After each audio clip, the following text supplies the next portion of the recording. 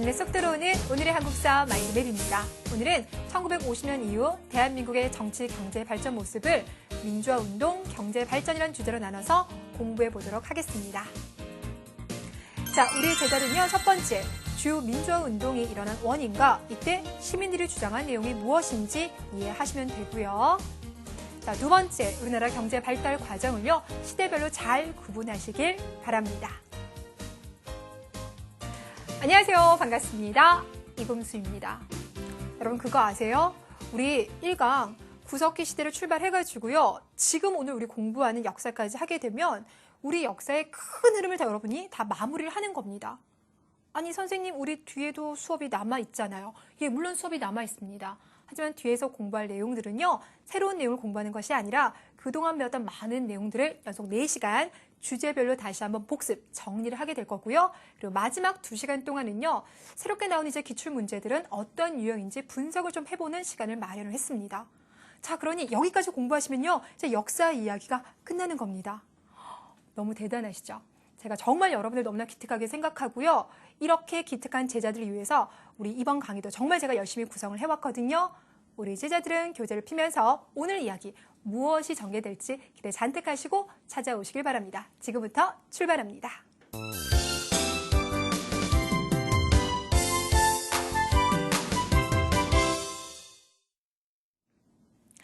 자, 오늘 이야기는 여러분들 일단 연표를 보면서 먼저 확인해 보도록 할게요.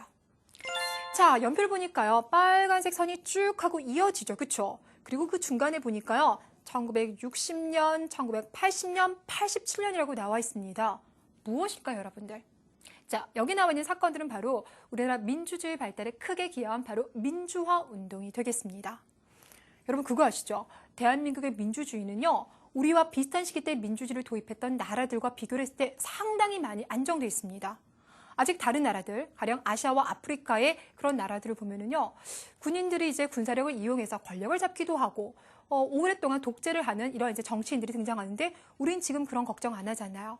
이런 걱정이 사라지고 민주주의가 발달할 수 있었던 거, 바로 보이는 4.19, 5.18 민주화 운동, 그리고 6월 민주항쟁 때문입니다. 자, 우리는 일단 첫 번째 주제에서요, 바로 이 민주주의 발달 이야기를 한번 시작해 보도록 하겠습니다. 자, 우리 제자들이요, 민주화라는 단어를 들으면요, 대단히 좀 어렵게 생각을 하는 것 같아요. 그런데 이미 지금 연표를 보면서 제가 여러 번 반복했지만 민주주의 발달에 기여한 시민들의 운동이다 라고 생각하시면 크게 부담 안 되시죠, 그렇죠? 자, 그런데 여러분 우리는 이 이야기를 하기 위해서는요, 대한민국 2012년도까지 기준을 했을 때 역대 대통령에 어떤 분들이 있었는지 먼저 파악하면 이야기가 조금 더 수월해집니다. 그럼 질문할게요. 여러분들이 알고 있는 대한민국 초대 대통령은 누구입니까? 그렇죠. 이승만 대통령입니다. 자, 지금부터 그 이승만 대통령을 시작으로 해서요. 어떤 분들이 있는지 쭉 순서를 한번 살펴볼게요. 자, 먼저 이승만 대통령 있었고요. 그 다음에 윤보선, 박정희, 최규화, 전두환, 노태우, 김영삼, 김대중, 노무현, 이명박 대통령까지 모두 이제 10분이 계셨어요. 전체 이제 대한민국 역사가 70여 년이 아직 안 되거든요. 그 기간 동안 10분이 등장했대요. 근데 그거 아세요? 자, 이 중에서 초대 대통령이었던 이승만 대통령이 12년, 박정희 대통령이 18년, 이 두 분을 합치면요. 대한민국 거의 절반에 가까운 30년간의 이제 통치 시간이 나오게 됩니다. 거기에다가 박정희 전 대통령이랑 전두환 전 대통령 같은 경우는요. 일단 군인으로서 군사력을 이용해서 먼저 권력을 잡았어요. 그 이후에 선거를 통해서 이제 대통령이 당선이 되는 겁니다. 자, 우리의 이야기는요. 바로 여기서 시작할 겁니다. 바로 뭐냐면 우리 초대 대통령이 누구였다고요? 이승만 대통령. 그런데 이분 같은 경우는 헌법에서 보장하고 있는 기간 그 이상으로 이제 권력을 많이 잡으면서 이제 독재 정치로 가게 되거든요. 그 독재 정치에 저항하는 시민들의 첫 번째 저항 움직임이 등장합니다. 자, 이것이 1960년에 있었던 4.19 혁명이에요. 자, 그럼 먼저 상황을 좀 보도록 할까요? 여러분 조금 복잡하긴 한데요. 우리나라는 대통령 선출 방식이요. 몇 번 좀 바뀌었었어요. 가령 맨 처음 이제 대통령을 뽑을 때는요. 우리가 이제 생각하는 대통령 선출 방식이라고 하는 건 많은 후보자들이 쫙 나오게 되면 여러분 이제 부모님들이 나는 저 사람을 뽑을 거야 이러면서 이제 투표하는 방식인 거죠. 그렇죠? 그런데 처음에 대통령을 뽑을 때는 그 방식이 아니었어요. 저기 국회에서 국회의원들이 대통령을 뽑는 그런 방식이었습니다. 근데 이제 이승만 대통령 같은 경우 보니까 자기가 이제 다시 대통령이 당선되기 조금 어려운 상황이라는 거예요. 그래서 어떻게 하면 대통령이 다시 당선이 될 수 있을까라고 고민하다가 헌법을 바꿨습니다. 제가 지난 시간에 뭐라고 했냐면 헌법이라고 하는 것은 나라 통치하는 가장 최고의 법입니다 라고 했었죠. 근데 그 헌법을 바꿨어요. 그래서 이런 헌법을 바꾸는 과정을 통해서 오랫동안 12년이라는 기간 동안 권력을 잡게 되는데 우리는 이것을 바로 뭐라고 하냐면 개헌이라고 얘기를 해요. 역사 공부하다 보면 새로운 글자들이 참 많이 등장하는데요. 개헌, 한자를 보시면요. 고칠 개자에다가 법 의미를 가지는 헌자입니다. 그러니까 헌법을 바꾸는 것, 이것을 바로 개헌이라고 해요. 그래서 이 당시 이제 두 번에 걸쳐서 헌법을 바꾸게 됐는데 마지막 바꾸는 내용이 바로 뭐냐면 대한민국 초대 대통령은 임기에 제한이 없다라는 식으로 이제 헌법을 바꾸게 됐습니다. 이렇게 이제 장기 독재로 가게 됐습니다. 자, 그런 상황 속에서 권력을 계속 이어나가기 위해 1960년 다시 한번 선거에서 부정을 저지르게 되는데 이것이 3월 15일 날 있었던 선거의 부정이다라고 해서 이제 3월 15일 부정선거라고 이야기를 해요. 요즘 같은 경우는 이제 대통령만 뽑아요. 근데 그 당시 같은 경우는 대통령뿐만 아니라 부통령도 같이 뽑았어요. 그러니까 아무래도 이제 이승만 그 측에서 대통령과 부통령 다 하려고 했겠죠. 근데 아무리 봐도 당선이 안 될 것 같으니 이때는 또 어떻게 하냐면 미리 이제 투표함을 이제 만들어주는 거야. 그래서 이승만 측에 이제 대통령, 부통령 다 미리 도장 찍어주고 난 다음에 실제 투표함과 바꿔치기 한다라든지 사람들에게 이제 몇 뇌물을 준다라든지 이런 식으로 해서 이 선거에서 당선이 된 거예요. 하지만 사람들은 인정할 수가 없는 겁니다. 그래서 저기 마산 지역을 중심으로 해서 이승만은 물러나라 라면서 이제 많은 시위가 일어나게 됐어요. 근데 시작은 마산이었는데요. 이제 전국으로 이제 확산이 되게 됩니다. 이것이 바로 이제 4.19 혁명이에요. 처음에 이승만 대통령이 뭐라고 하냐면 아니야 나 그렇게 안 했어. 나 대통령직에서 안 물러날 거야 라고 계속 주장을 해요. 하지만 시민에서부터 학생에서부터 정말 많은 사람이 참여하다 보니까 더 이상 대통령도 버틸 수가 없게 됩니다. 자, 결국 그래서 대통령이 스스로 권력에서 물러나게 되는데요. 우리는 이 상황을 바로 뭐라고 하냐면 이승만 대통령의 하야라고 얘기를 해요. 자, 그리고 난 다음에 이승만 대통령은 미국 하와이로 가게 됩니다. 자, 그럼 여러분 보세요.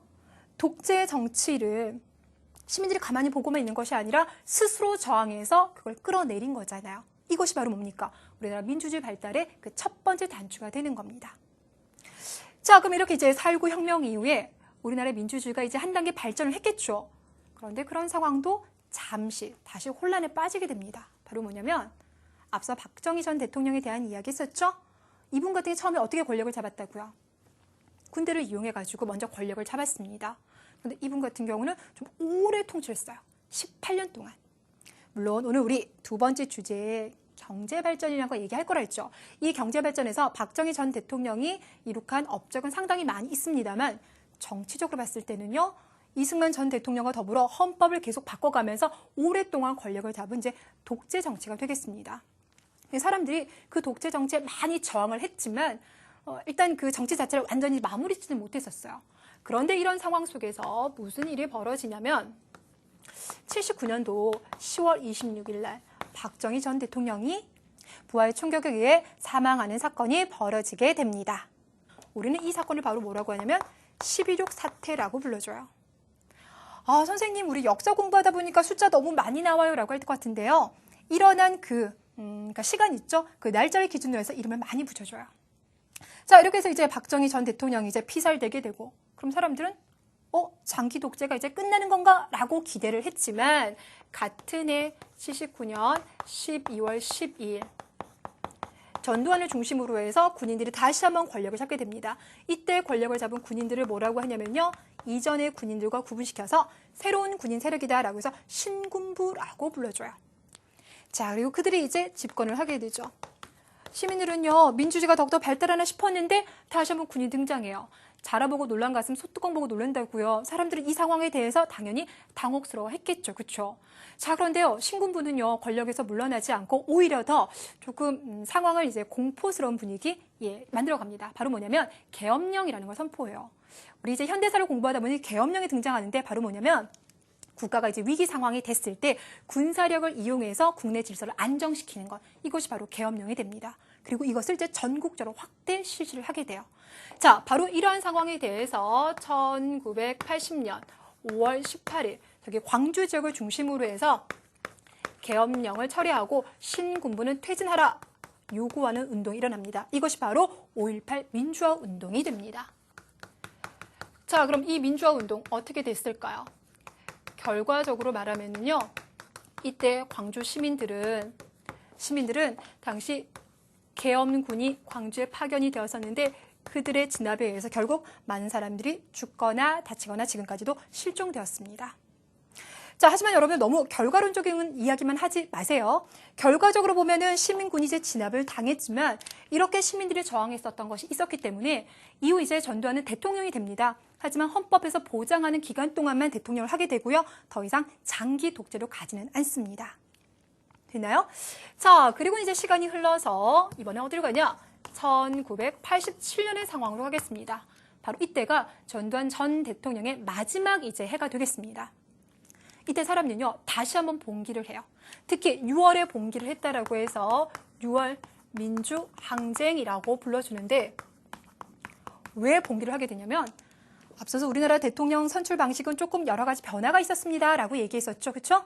그런데 앞서서 박정희 대통령 시기와 전두환 대통령이 선출되던 그 시기는요, 지금처럼 국민이 직접 뽑는 방식이 아니라 아까도 말했다시피 이렇게 대통령 뽑는 선거인단이 따로 있습니다. 그들이 뽑는 방식이었어요. 근데 국민들은요, 우리 이제 그런 거 원하지 않아. 옛날처럼 직접 국민들 대통령 뽑고 싶어 라는 걸 요구를 합니다. 이것을 우리는 바로 뭐라고 하냐면 국민들이 대통령을 직접 뽑는다라고 해서 대통령 직선제라고 이야기를 해요. 자, 그런데 당시 대통령이었던 전두환은 이제 거부를 하게 됩니다. 헌법 안 고쳐. 지금처럼 대통령 뽑을 거야 라고 합니다. 여기에 분노한 시민들이요, 정말 많이 이제 봉기를 했어요. 여러분들 왜 우리 월드컵 그 계절만 되면요, 시즌만 되면 많은 사람들이 그 서울 광장 앞에 모여가지고 붉은 티셔츠 입으면서 막 응원하는 모습 많이 보셨죠? 그런데 여러분들 이 당시 때요, 민주항쟁의 모습을 보면은요, 정말 그 서울 광장 주변에 지금 그 월드컵 응원하는 거 그 이상 몇 배로 많은 사람들이 막 몰려들었습니다. 그들이 하나같이 요구했던 것이 바로 이거라는 거예요. 그래서 이 당시 이제 전두환 대통령이 이어서 이제 대통령 후보로 나오겠다고 이미 내정돼 있었던 사람이 누구냐면 노태우 이제 대통령 후보가 있습니다. 그 사람이 전격적으로 뭘 이제 수용을 하게 되냐면요, 알았어, 국민들의 이러한 요구사항을 내가 받아들이겠어라고 발표를 하게 됩니다. 이것이 언제 있었냐면 같은 달 6월 29일에 있었다라고 해서 6.29 민주화 선언이라고 해요.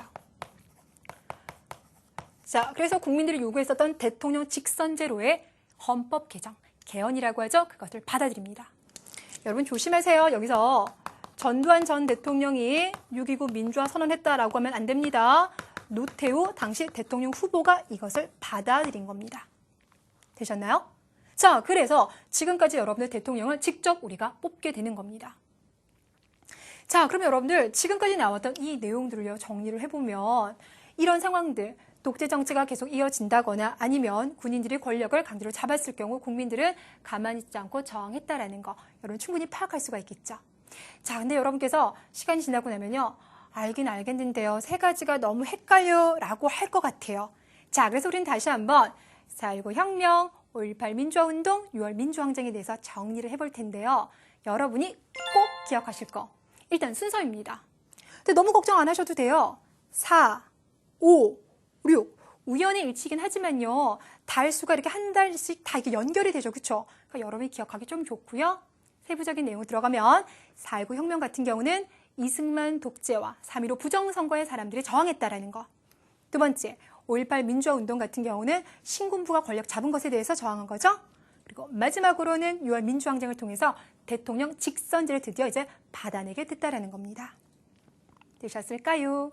자, 이렇게 해서 일단 첫 번째, 민주주의가 어떻게 발전했는지 무엇을 봤다라면요. 자, 이번에는 마인드맵으로 정리하고요. 두 번째, 우리나라의 경제가 이토록 빨리 발달할 수 있었던 배경은 무엇인지 그 과정에 대해서까지 공부해 보도록 하겠습니다.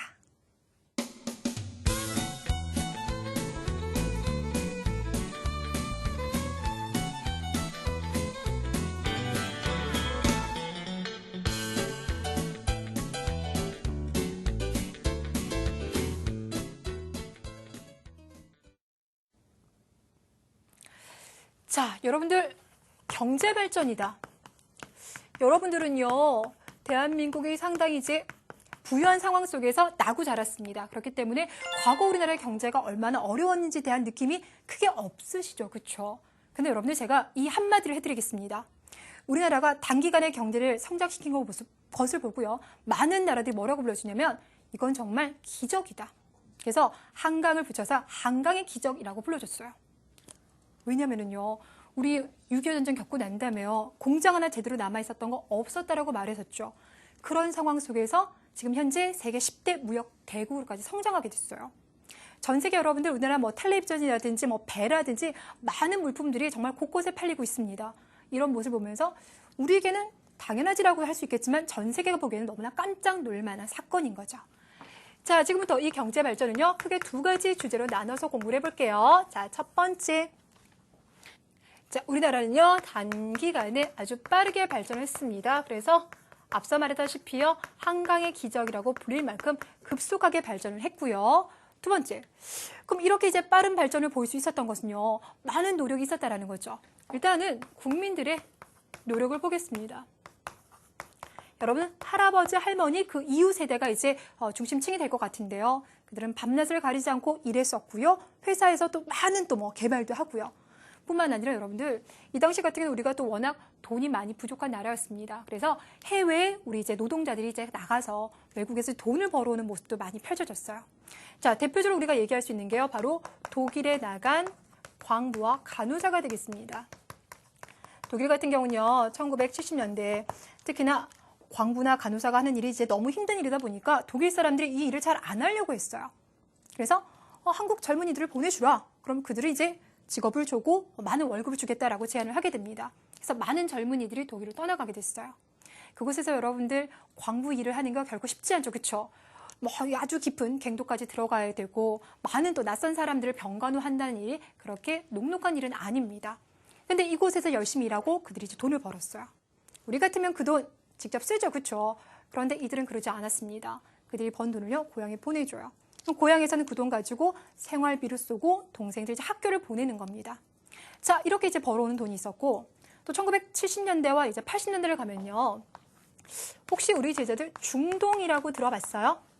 중동이라고 하면 사우디아라비아다, 뭐 쿠웨이트다 이런 지역이 돼요. 여기 뭐가 많은 동네입니까? 석유가 정말 많은 지역이죠. 그렇죠? 이들 지역 같은 경우는 이제 석유를 팔아서 돈을 많이 벌고 있었는데 그렇게 번 돈을 가지고 도로 만들고 건물 세우고 그런 게 이제 한참 일어나는 시기가 바로 1970년대와 80년대가 되겠습니다. 이때 이제 우리나라 많은 건설 회사들이요. 거기 가서 이제 건물을 만드는데 이때 노동자들 같이 가게 되는 거예요. 자, 그래서 이들 또한 파견이 되어서 많은 외국 돈, 우리가 외화라고 하죠. 외화를 벌어들이는 겁니다. 자, 국민의 이러한 이제 희생도 있었지만요. 정부의 적극적인 경제 개발을 위한 노력 또한 만만치 않았어요. 혹시 우리 제자들요. 경제개발 5개년 계획이라는 거 들어보셨어요? 경제개발 5개년 계획. 제목 그대로예요. 그러니까 국가가 주도적으로 경제를 발전시킬 때 어떻게 하면 좋을까라고 5년 단위로 계획을 세우게 되는 겁니다. 그래서 이때는 이런 공장 세워서 물건 만들어야지. 자, 이번에는 이런 도로도 만들고 공장 세워야지 라고 하는 여러 가지 프로젝트라고 할 수 있겠죠. 그렇죠? 그 계획을 정부가 추진하는 거예요. 그래서 특히 이 경제개발 5개년 계획을 적극적으로 추진했었던 대통령이 바로 언제냐면 박정희 대통령 시기가 되겠습니다. 그래서 앞서 말했다시피 박정희 대통령 하면 장기 독재로 인해서 비난받는 부분도 있지만 경제를 급속히 발전시킨 부분에 대해서는 또 인정받는 부분도 있습니다.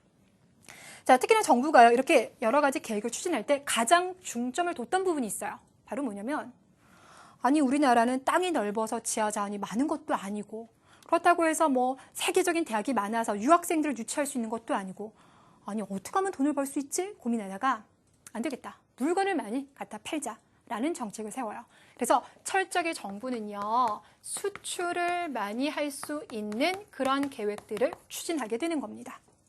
그래서 여러분 그거 아세요? 지금도요, 수출을 정말 많이 하는 회사들 같은 경우는요, 수출의 탑이라고 하는 그 상을 받게 됩니다. 그만큼 우리 정부는 이 수출에 상당히 신경을 많이 쓰게 되는 거죠. 자, 그럼 우린 지금부터 정부가 어떤 산업을 발전시켜서 우리가 어떤 물건들을 많이 팔았는지 시기별로 분류를 한번 해볼게요. 이동을 합니다. 자, 일단 제가 좀 전에 말했다시피 우리나라 경제가 급속히 발전 시기는 특히 박정희 대통령 시기라고 했었죠.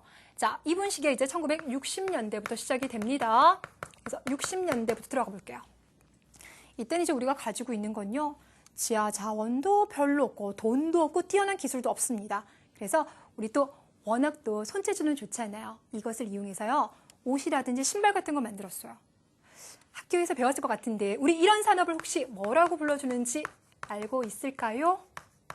이미 답 나왔죠? 경공업이다라고 불러줍니다. 자, 그래서 여러분들 이 당시에요, 서울의 청계천 있죠? 청계천에 가면요, 재봉틀 소리가 그렇게 많이 들렸대요. 부산요, 부산에 가면 신발 공장이 많이 있는 거예요. 여기서 만든 물품을 전 세계에 내다 파는 겁니다. 자, 그러다 이제 70년대가 되면요, 나름 이제 돈도 조금 모으기 시작하고 또 외국에서도 돈을 많이 빌려와요. 정부에서는 이것만으로는 우리가 큰 돈을 벌 수 없다. 그래서 보다 더 이제 기술도 요구하지만 더 많은 돈을 벌 수 있는 사업에 투자를 합니다. 이것이 바로 뭐냐면 중화학공업이에요. 여러분, 중화학공업이다라고 하면 혹시 생각나는 대표적인 산업이 있을까요? 바로 배 만드는 조선업, 강철을 만드는 철강업, 이런 것들이 있어요. 그래서 이때 포항이다, 울산이다 이런 곳에 정부가 이제 주도해서 큰 공업단지도 만들어주고 또 많은 이제 기업들이 이제 이러한 산업에 이제 참여를 하게 되는 거죠. 그래서 실제로 이런 시기 때 우리나라가 정말 빠르게 성장해요. 혹시 뉴스 보세요? 뉴스를 보시면요, 요즘 중국이 세계 경제에서 급속으로 성장하고 있는 거 알고 있죠? 그래서 잘 모르겠지만 뉴스 들어보면 중국이 매년 몇 프로 성장합니다 이런 얘기가 나오는데요. 그 당시 우리나라가 1년에 10%씩 경제가 급속도로 성장을 하였습니다. 그런데 이렇게 급속도로 발달하고 있는 모습은요, 농촌보다는 주로 이제 도시에서 볼 수가 있는 거죠. 그러다 보니까 이제 상대적으로요, 도시는 빠르게 막 공장도 세워지고 집도 막 좋은 것으로 바뀌는데 농촌의 모습은 그러지 않는 거예요. 격차가 너무 벌어져요. 그럼 안 되죠. 그래서 국가에서 안 되겠다, 지금부터 농촌을 발전시켜야지 라면서 아주 중요한 운동 하나를 전개하게 되는데 우리 제자들 많이 들어봤을 것 같습니다. 바로 뭐냐면 새마을 운동이 되겠습니다. 자, 대답해 주세요. 새마을 운동이라고 하면요, 어디를 재건이라고 하는 건 이제 더욱더 발전시키는 겁니다. 어디를 재건하려고 하는 운동입니까? 바로 농촌이 되겠습니다. 한 장의 사진을 보신다면요, 훨씬 더 이해가 잘 될 것 같아요. 자, 사진 한번 볼게요. 뭔 것 같아요? 일단 어느 농촌 마을인 것 같고 사람들이 지금 뭔가를 하고 있죠. 바로 뭐냐면 마을의 입구를요, 잘 정비하고 있는 모습이 되겠습니다. 그 당시 이제 농촌에 가보면 도로도 제대로 정리가 안 돼서 비만 오면 막 움푹움푹 파이고 차가 다닐 수가 없는 거예요. 그래서 이제 새마을 운동의 일환으로 이렇게 동네 주민들이 다 같이요, 곡괭이라도 들고 나와서 동네를 들어간 입구를 잘 정비를 하는 거예요. 뿐만 아니라 여러분, 이 당시에는요, 각 집마다요, 이렇게 하수도 시설, 상하수 시설이 잘 연결이 안 됐어요. 선생님, 그러면 각 집마다 수돗물이 안 나왔어요. 그래서 대부분의 사람들은요, 우물 같은 데 있죠. 여기서 이제 물을 퍼다 썼습니다. 그래서 마을에 이제 공동 우물이 있는데 이렇게 좀 지저분하기도 하고요, 제대로 관리가 안 된 부분이 있는 거예요. 그럼 이제 정부에서 시멘트 같은 걸 나눠주면 그 시멘트를 가지고 마을의 공동 우물을 깨끗하게 관리를 해주면 이제 깨끗한 물을 먹을 수 있는 그런 상황이 되는 거죠. 되셨어요? 자, 그래서 새마을 운동을 적극적으로 추진하는 덕분에 이제 초가집이 아니라 이제 현대식 지붕들도 많이 등장하면서 농촌의 모습이 많이 좋아지게 됩니다. 자, 그리고 이제 이런 모습이 쌓이면서 드디어 여러분들 수출을 정말 이제 많이 하게 돼서요, 요즘 이제 수출 100억 달러 했다 그러면 그렇게 많이 한 건 아니에요. 요즘에는요, 한 기업들도요, 1년에 파는 이 물건의 액수가 100억 달러 넘는 경우가 있었는데 그 당시에는 우리 충격이었거든요. 100억 달러요? 지금 환율로 말하면 한 11조 원 정도가 되겠습니다. 와, 드디어 1977년 우리가 수출 100억 달러를 넘었으면서 와, 대단하다라고 우리 스스로 뿌듯함을 느끼기도 합니다. 자, 그리고 이제 이러한 분위기는요, 1980년대까지 이어지게 됩니다. 그래서 80년대 후반이 되면요, 정부가 앞으로 첨단 산업이 이제 발전할 것 같으니 우리 이 분야를 집중 육성하자라고 노력을 하게 됩니다. 반도체 같은 거요. 그래서 우리 앞서서 말했다시피 지금 우리나라의 스마트폰이라든지 뭐 디지털 TV 같은 건 세계적인 수준이죠. 그렇죠? 바로 이때부터 그 씨앗이 뿌려지게 되는 겁니다. 자, 이렇게 60년대, 70년대, 80년대 계속 경제가 발전하게 되고요. 그러면서 이제 우리는요, 전 세계에요. 우리 이만큼 이제 정치도 안정되고 경제도 많이 발달했거든? 이라는 걸 한눈에 보여줄 기회를 잡게 됩니다. 그게 바로 뭘까요? 88년 서울 올림픽이 되겠습니다. 우리가 보통 이제 88 올림픽이라고 얘기하고요. 그때 이제 호돌이 마스크 기억나요? 선생님 그때 이제 호돌이 진짜 그림 많이 그렸었는데. 그러면 전 세계 많은 나라들이 와, 아니 몇십 년 전에 6.25 전쟁을 겪었던 바로 그 나라야 라면서 충격을 많이 받게 되죠. 자, 그런데요. 경제라는 게요. 이렇게 쭉 보면 항상 경제가 좋지만은 않아요. 경제 상황 조금 나빠지는 상황도 등장할 수 있겠죠. 자, 그런데 그것이 1990년대 말 발생이 됩니다. 바로 뭐냐면요. 당시 전 세계적으로 조금 위험한 이런 국가들이 등장하면서요. 우리나라에 투자했었던 외국인들. 여러분 이제 외국인들 같은 경우도 우리나라 이제 기업들 많은 돈을 투자를 해요. 근데 그런 외국인들이 요즘 국제 경제가 별로 안 좋은데 혹시 한국도 그러지 않을까 싶어가지고요. 그들이 투자했던 돈을 다 가져가게 됩니다. 그래서 국내에서요. 이제 달러 있죠. 이런 게 많이 부족하게 돼요. 여러분들 집에 가서요. 엄마한테 엄마 나 진짜 준비물 사야 되는데 1,000원만 주세요라고 했을 때 엄마가 물론 때로는 1,000원 없을 수도 있어요. 하지만 그래도 어떤 비상을 대비해서 여러 가지 돈들을 엄마가 좀 준비하고 계시잖아요. 국가도 마찬가지예요. 국가도 다른 나라와 교육을 하려면 국가 간에 교육할 때 가장 기본이 되는 돈이 미국의 달러거든요. 그 달러를 어느 정도는 가지고 있어야 돼요. 그런데 막 이런 상황 속에서 국가가 가지고 있는 이 달러가 너무나 부족해지는 겁니다. 그리고 좀 전에 말했다시피 외국인들은 이제 달러를 다 가져가는 거예요. 갑자기 달러가 너무 부족해지니 어떡합니까? 빌려와야 되겠죠. 우리 제자들이 정말 많이 들어봤을 만한 이름이 바로 뭐냐면 IMF. 들어봤죠? 그렇죠? 여러분들이 맨날 IMF라고 말하는데 이 IMF라고 하면 국제통화기금이라고 해서 세계적인 조직이에요. 그곳에서 이제 달러를 빌려오게 됩니다. 그때 우리 경제가 상당히 많이 좀 힘들었었어요. 그래서 우리가 이 상황을 바로 뭐라고 하냐면 외국 돈이 부족해지는 경제 위기 상황이라고 해서 외환 위기라고 불러줍니다. 근데 여러분들 우리 정말 오뚜기처럼 잘 이겨낸 거 혹시 알고 계세요? 그 대표적인 모습이 바로 뭐냐면 사진 한 장을 통해서 제가 보여드릴게요. 자, 제목에 뭐라고 나왔냐면 금목이라고 나와 있죠. 그렇죠? 여러분 우리가요 예전에 일본의 식민 지배가 본격 시작되기 전에요. 왜 나라 빚이 되게 많았을 때 있었죠. 그때 서상돈을 중심으로 해서 나라 빚을 대신 갚아주자라고 하는 그런 운동, 국채보상운동이 일어났던 것처럼 이 당시에는 우리 국민들이 아니 지금 국가에 그렇게 달러가 부족해? 그렇다면 어떻게 해야 되지? 우리 장롱에 이제 안 쓰고 있는 달러들 같은 거 이제 내자 뭐 이런 움직임도 펼쳐지고요. 뿐만 아니라 금 같은 경우 우리가 안 쓰고 이제 가지고 있는 왜 돌반지 같은 거 되게 많이 있잖아요. 그걸 이제 국가에다가 내는 겁니다. 그럼 국가는 그 금들을 모아서 외국에 팔아서 달러를 버는 거예요. 여러분 사진 보세요. 정말 사람들이 얼굴 활짝 피면서 막 이렇게 금부치들을 가지고 있는 모습 보이고 있죠. 정말 전 세계가 깜짝 놀랄 만큼 사람들은 적극적으로 금모으기 운동에 참여하게 되고요. 이런 노력 덕분에 지금 이제 경제가 많이 또 개선이 되고 있는 그런 상황이 되겠습니다. 자, 바로 이런 상황들을 겪으면서 여러분과 제가 살고 있는 이 21세기 대한민국의 경제가 지금의 모습을 갖추게 되는 거예요. 아, 네, 그렇군요. 라고 느낌 잡으셨죠, 그렇죠? 자, 그런데 여러분들 여기서 안심하시면 안 돼요.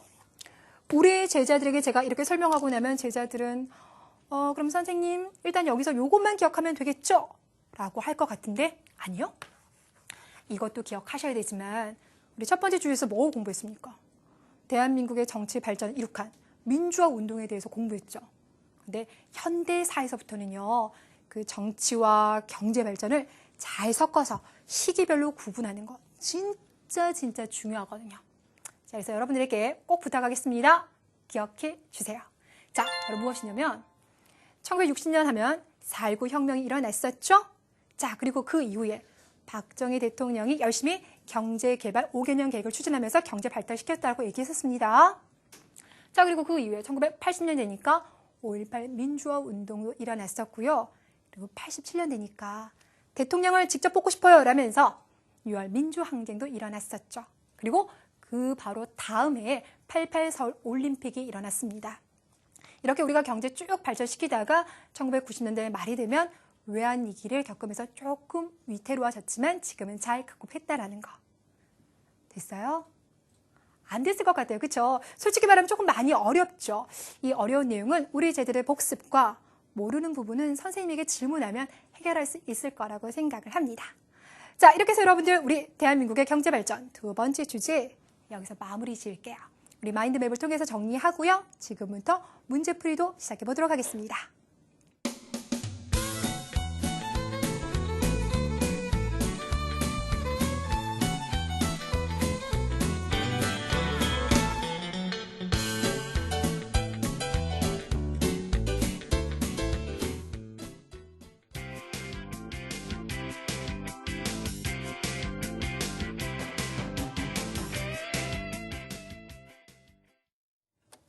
자, 다음 설명에 해당하는 용어를 고르시오. 1번, 수출과 국민소득 증대, 산업발달 등을 이룩한 계획. 바로 뭐가 되겠습니까? 경제개발 5개년 계획이 되겠죠? 랍니다. 2번, 농촌의 생활을 개선하고 소득을 증대시킵니다. 라고 했으니 새마을운동 가. 3번, 노태우 대통령 후보가 대통령 직선제로 헌법을 바꾸겠다라고 약속을 했어요. 뭐가 될까요? 6월 민주항쟁의 결과가 되겠죠? 다. 마지막으로 3.15 부정선거에 저항하는 시위가 마산에서부터 일어나서 결국 이승만 대통령이 물러나게 됩니다. 바로 4.19 혁명이 되겠습니다. 자, 우리 여러분들 곧장 이어서요. 5개의 문제 풀이 시작하겠습니다.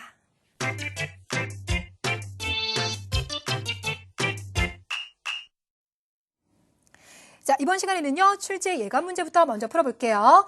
다음 사진과 같은 일들이 벌어진 이유라고 했습니다. 도대체 어떤 사진들이 기다리고 있을까요? 자, 마산 학생들이 시위를 벌이고 있고요. 그 시위대를 향해서 경찰이 지금 총을 쏘고 있습니다. 여기에 항의하는 많은 이제 국민의 저항 운동이 일어났는데 대학 교수들까지 참여하게 되고요. 결국 이승만 대통령이 하와이로 망명을 떠나게 됩니다. 여러분들은 4.19 혁명 떠오르시죠? 결국 원인은 뭐가 됩니까? 3.15 부정선거가 되겠습니다. 답은 2번이고요. 5.16 군사정변이라고 하면 박정희 전 대통령이 군사력을 이용해서 권력을 잡는 걸 말합니다.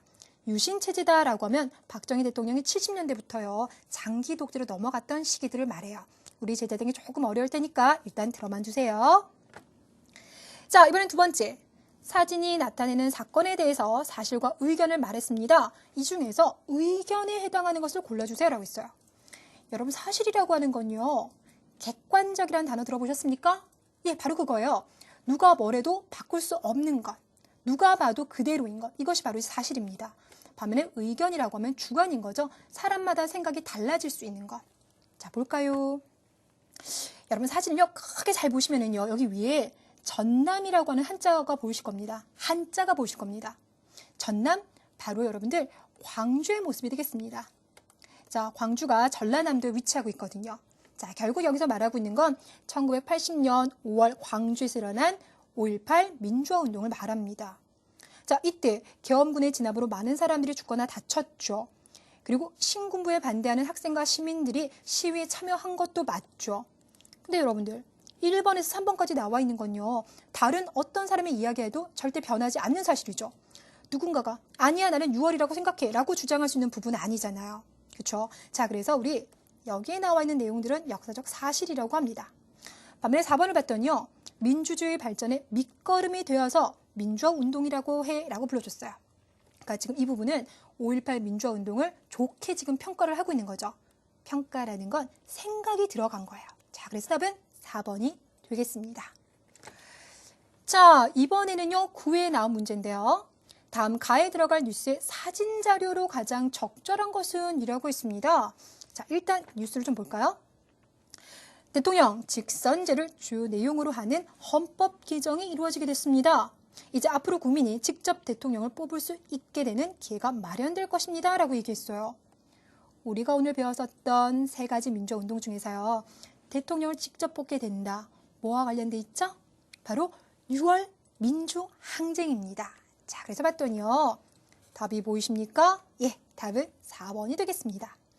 여러분이 지금 보고 있는 모습은요. 서울역 그 주변의 모습인데요. 많은 지금 시민들의 모습이 보이고 있습니까? 네. 자, 그리고 1번 4.19 혁명, 3번 민주화 운동. 5.18 민주화운동 같은 경우도요. 사진을 통해서 그 당시의 느낌을 조금 잡아보시길 바랍니다. 자, 반면에 이번에 보이는 10월 유신 있죠. 우리가 10월 유신이라고도 하고 유신체제라고도 이야기를 하는데요. 박정희 대통령이 18년 장기 독재로 가죠. 특히나 72년도부터는요. 그 모습이 보다도 이제 강해져요. 그래서 우리가 이때를 뭐라고 하냐면 유신체제다라고 불러줍니다. 자, 이번에는 네 번째 문제입니다. 다음은 전기문 차례 일부입니다. 적절하지 않은 것이라고 있어요. 김구, 박정희, 이승만, 김대중. 역시나 또 인물에 대한 이야기가 나왔네요. 그렇죠?